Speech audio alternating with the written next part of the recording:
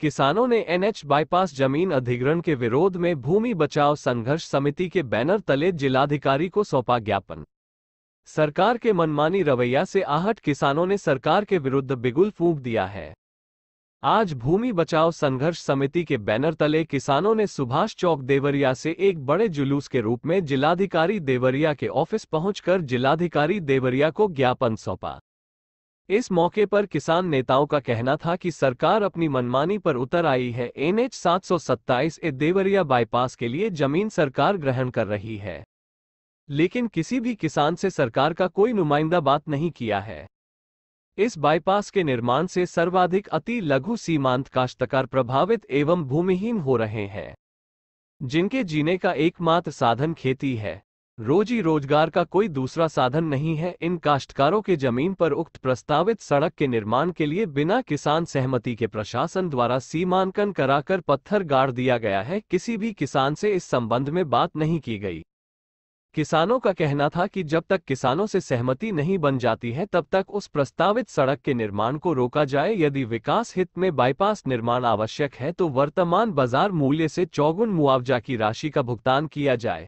सड़क निर्माण से जिन काश्तकारों की मकान गिराई जानी है उसके पूर्व में पुनर्वास किया जाए तथा तत्पश्चात उनके मकानों को गिराया जाए। देवरिया से जिला संवाददाता उदय कुमार यादव की रिपोर्ट। आज आप यहाँ पे आए हुए हैं, किस तरह की संघर्ष समिति का किस तरह का आह्वान करने आए हैं? संघर्ष समिति ने जिला प्रशासन के लोगों को, महामहिम राज्यपाल महोदय को कई बार सूचना देकर के, ज्ञापन देकर के किसानों की पीड़ा को बता चुका, लेकिन जिला प्रशासन के लोग और सरकार में बैठे हुए लोग चुप्पी साधे हुए हैं और किसान आक्रोशित है। यह आक्रोश 2 तरह का है। एक तो किसानों की जमीन में बिना उनको सूचित किए और बिना उनको विश्वास में लेकर के प्रशासन के लोगों ने पत्थरबाजी किया है, अपना अवैध इंक्रोचमेंट का ये उन लोगों ने किया है। काश्तकार बार बार अनुरोध कर रहा है कि प्रशासन के लोग हमारी पीड़ा को समझें, हमारी जमीन ले रहे हैं तो वो जमीन मुफ्त में लेंगे या उसके बदले कुछ देंगे। इस बिंदु पर प्रशासन और सरकार के लोग चुप हैं। स्थानीय सांसद रमापत राम त्रिपाठी जी को भी बताया गया, लेकिन उन्होंने भी इसको इग्नोर किया।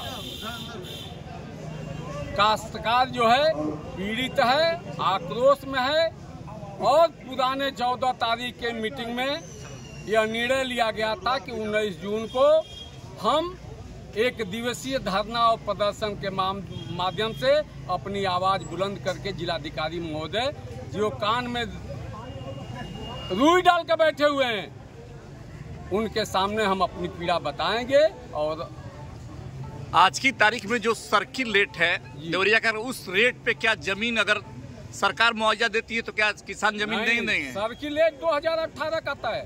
अगर 2023 में सरकार अगर जमीन ले रही है तो हम 2023 के बाजार मूल्य का 4 गुना लेकर के ही जमीन देंगे, अदरवाइज हम जमीन अपनी नहीं देंगे। यदि सरकार आप लोग की मांगों के आज पूरा नहीं करती है तो आगे आप लोग क्या रणनीति होगी? हम आज रणनीति तय करेंगे, आगे हमारी रणनीति क्या होगी और इसका खुलासा अखबार के माध्यम से हम करेंगे।